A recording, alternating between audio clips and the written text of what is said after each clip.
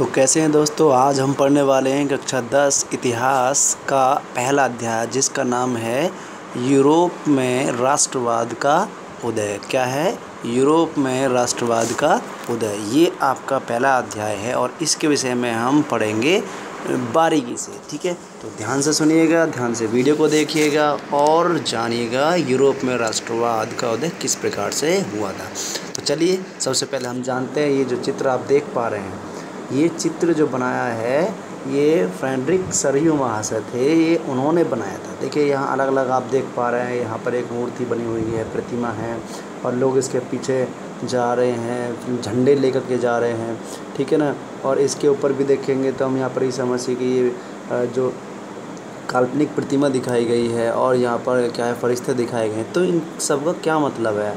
आखिर जो फ्रेडरिक सरियू थे ये क्या दर्शाना चाहते थे? तो 1848 में ये एक फ्रांसीसी कलाकार थे, उन्होंने इस चित्र को बनाया है और इस चित्र को बनाने का, दर्शाने का उनका एक मकसद था, वो ये था कि किस प्रकार से यूरोप और अमेरिका में जो क्रांतियों के बाद में स्वतंत्रता प्राप्त हुई, किस प्रकार से वो गणतंत्र बने हैं देश, उसको दर्शाया गया है। ठीक है ना। तो अब यहाँ जानना चाहेंगे, देखिए हम तो यूरोप और अमेरिका के लोग यहाँ इसमें दिखाए गए हैं। सभी उम्र और सामाजिक वर्गों के स्त्री पुरुष एक लंबी कतार में स्वतंत्रता की प्रतिमा की वंदना कर रहे हैं। तो आप देख पा रहे हैं, देखिए स्वतंत्रता की प्रतिमा और उसकी वंदना करने वाले जो लोग हैं वो आप देख पा रहे हैं, ये रही स्वतंत्रता की प्रतिमा। ठीक है, और ये रहे वो लोग जो उसकी प्रतिमा के पीछे वंदना करने जा रहे हैं। ठीक है। अब भाई ये प्रतिमा को क्यों दर्शाया गया है स्वतंत्रता के रूप में? देखिए अगर हम 9th क्लास में चलते हैं तो वहाँ हमने पढ़ी थी फ्रांस की क्रांति। और फ्रांस की क्रांति में जो स्वतंत्रता के लिए उन्होंने एक प्रतिमा को बनाया था और जिसका नाम था, उन्होंने मारियान रखा था। इसी प्रकार देखिए जर्मनी में भी जर्मीनिया रखा था। तो ये इसलिए उन्होंने स्वतंत्रता की प्रतिमा को दर्शाया। आई थिंक यहाँ तक समझ में आ गया होगा। चलिए आगे चलते हैं। देखिए आप यह विज्ञानोदय की मशाल को पहचान सकते हैं। अब देखिए एक बात इसमें यह है कि महिला के रूप में प्रतिमा को, यानी स्वतंत्रता की प्रतिमा को महिला के रूप में दर्शाया गया है इस चित्र में। कहाँ से लिया गया है भाई? वहाँ से लिया गया क्योंकि फ्रांस और जर्मनी में स्वतंत्रता को महिला का रूप दिया गया था। ठीक है ना। अब यह भी आप यहाँ भी आप ज्ञानोदय की मशाल को पहचान सकते हैं जो उसके हाथ में है। यानी उसके हाथ में किस प्रकार की मशाल है? ज्ञानोदय की, यानी ज्ञान लोगों में पहुंचने वाला है। और दूसरे में मनुष्य के अधिकारों का घोषणा पत्र। ठीक है, क्या क्या दिया गया भाई, एक बार फिर से देख लेते हैं। तो इनके हाथ में देखिए यहाँ पर, ठीक है, यहाँ पर क्या है? घोषणा पत्र है। और दूसरी ओर में क्या दिया गया भाई? मशाल दी गई है। क्या दी गई है? मशाल हाथ में। तो क्या है? ज्ञान के विषय में और क्या है? घोषणा पत्र। ये चित्र में दर्शाया गया है प्रतिमा के साथ में।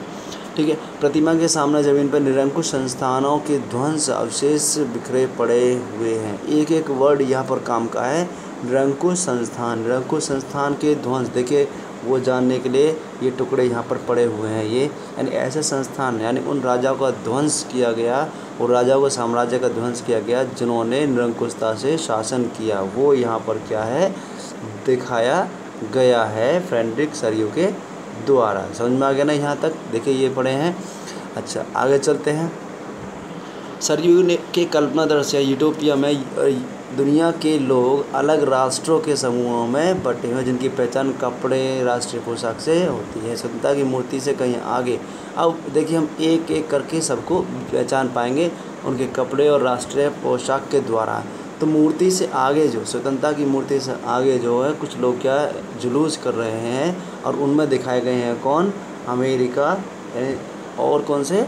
स्विट्ज़रलैंड के, संयुक्त राज्य अमेरिका और स्विट्ज़रलैंड के। भाई इनको मूर्ति से आगे क्यों दिखाया गया है? इसलिए दिखाया गया है क्योंकि इनमें क्रांति सबसे पहले हुई थी।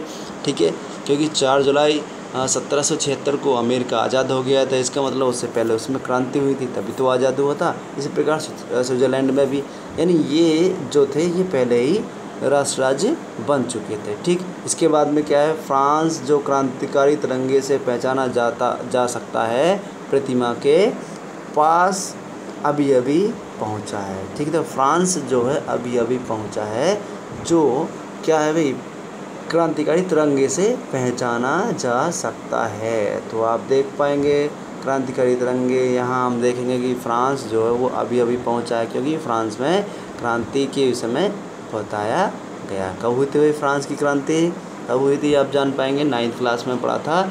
तो ये हुई थी 1789 में। ठीक है ना। अच्छा, आगे पढ़ते हैं। आगे दिया गया है कि फ्रांस के समय, अब पीछे कौन है उसके, वो हैं जर्मनी के लोग, जो काला, लाल और सुनहरा झंडा हाथ में थामे हैं। किसका नंबर आ गया भाई, जर्मनी का। तो जर्मनी को देख लेते हैं, काला, सुनहरा और ये लाल झंडा इधर रखा है, यानी ये कौन है, ये जर्मनी के लोग दिए गए हैं जो फ्रांस के पीछे हैं। ठीक, यहाँ तक समझ में आया ना। अच्छा, आगे चलते हैं। अब कौन सा देश है भाई, देखिए हम सबको जान पाएंगे, क्योंकि यूरोप में एक एक करके देशों में क्या है, क्रांति शुरू हुई थी और वो देश स्वतंत्र हुए थे। चलिए आगे चलते हैं।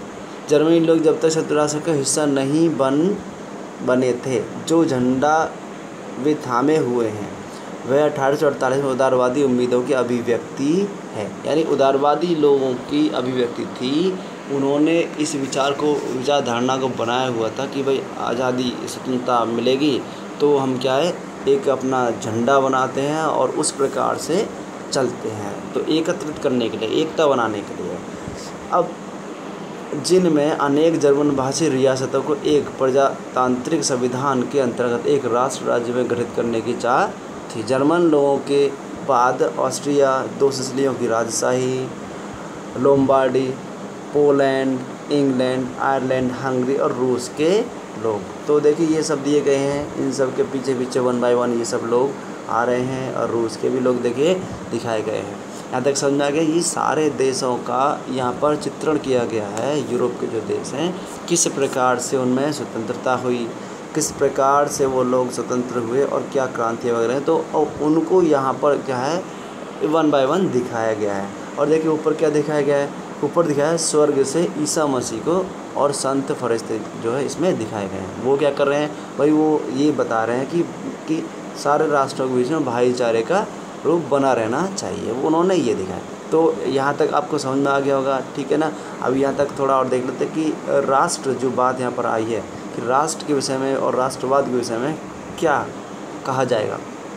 तो देखिए ये फ्रांसीसी दार्शनिक थे, एक कौन, अर्नेस्ट रेनन। कौन थे भाई ये, अर्नेस्ट रेनन, ये फ्रांसीसी दार्शनिक थे। तो इन्होंने क्या बताया है, इन्होंने बताया कि राष्ट्र जो है लंबे प्रयास, त्याग और निष्ठा का चरम बिंदु होता है। शौर्य वीरता से युक्त अतीत महान पुरुषों के नाम और गौरव, यह वह सामाजिक पूंजी है जिस पर एक राष्ट्रीय विचार आधारित किया जा सकता। तो भाई राष्ट्र क्या है, राष्ट्र को जो बताया गया है लंबे प्रयास, त्याग और निष्ठा, इन सब से मिलकर राष्ट्र बनता है। और शौर्य वीरता से युक्त उसका अतीत, उसका जो पास्ट जो होता है उसमें शौर्य वीरता और महान पुरुषों के नाम, जैसे भाई हम अपने भारत को हम कह रहे हैं, चलो एक राष्ट्र के रूप में हम कह रहे हैं, तो क्या है उसमें हमारे शौर्य वीरता है, हमारा अतीत, हमारे जो लोगों ने स्वतंत्रता के लिए लड़ाइयाँ लड़ी, महान पुरुषों के नाम आप जान पाते हैं भाई, सरदार भगत सिंह, चंद्रशेखर, महात्मा गांधी जी, और ये जितने लोग थे ये महान पुरुष थे। तो इन सब से ये हमारा अतीत रहा है और उन्होंने बहुत लंबे प्रयास किया, अपना त्याग किया है, इन सब को मिलाकर क्या बना था, हमारा एक राष्ट्र बना था। ठीक है, आप समझ में आ गया ना। और राष्ट्रवाद की बात करें तो राष्ट्रवाद एक ऐसी विचारधारा है जो राष्ट्र का निर्माण करती है। क्या है, जो राष्ट्र का निर्माण करती है। ठीक है, इस अध्याय में ऐसे कई विषय उठाए जाएंगे जिनकी काल्पनिक अभिव्यक्ति सरयू ने चित्र 1 में की थी। क्या है, चित्र 1 में जो काल्पनिक अभिव्यक्ति जो की है, ऐसे कई सारे विषय इसमें बताए जाएंगे। 19वीं सदी के दौरान राष्ट्रवाद एक ऐसी ताकत बनकर उभरा जिसने यूरोप के राजनीतिक और मानसिक जगत में भारी परिवर्तन ला दिए थे। देखिए 19वीं सदी में राष्ट्रवाद का जो विचार था, ठीक, इतना उभरा कि यूरोप के राजनीतिक और मानसिक जगत एकदम से परिवर्तित हो गए। राजनीतिक और मानसिक जगत में क्या है, बहुत बड़ा परिवर्तन आया। लोगों के दिमाग में एकदम से परिवर्तन आ गया। वो लोग एकदम से चाहते थे एकता बना करके और एक नए राष्ट्र को नए राष्ट्र के निर्माण करना चाहते थे। इन परिवर्तनों से अंततः यूरोप के बहुराष्ट्रीय वंशीय साम्राज्यों के स्थान पर राष्ट्र राज्य का उदय हुआ। तो पहले क्या चलता था, वंशीय यानी वंशवाद चलता था। राजा हुआ, उसका बेटा हुआ, वो क्या बना, फिर राजा बना, ये सिस्टम चलता। जैसे आपने फ्रांस में देखा था भाई, लुई 14वां था, लुई 15वें आ गए, फिर लुई 16वें आ गए। तो इन सब को बदला गया, यानी परिवर्तन आया उसमें, और फिर एक नए राष्ट्र राज्य का क्या हुआ, निर्माण हुआ। यूरोप में लंबे समय से एक ऐसे आधुनिक राज्य की गतिविधियां और विचार विकसित हो रहे थे जिनमें स्पष्ट रूप से परिभाषित क्षेत्र पर प्रभुसत्ता एक केंद्रीय शक्ति थी। लेकिन राष्ट्र राज्य में न केवल उसके शासकों बल्कि उसके अधिकांश नागरिकों में एक साझा पहचान का भाव, साझा इतिहास या विरासत की भावना थी। तो क्या थी, साझा इतिहास, मिलजुल कर काम करने की भावना वहाँ बनी हुई थी राष्ट्र राज्य में। भाई कब बनेंगे, देखिए जब हम एक राष्ट्र का निर्माण करेंगे, कब, जब सब मिल कर के एकता से चलेंगे, ठीक है ना।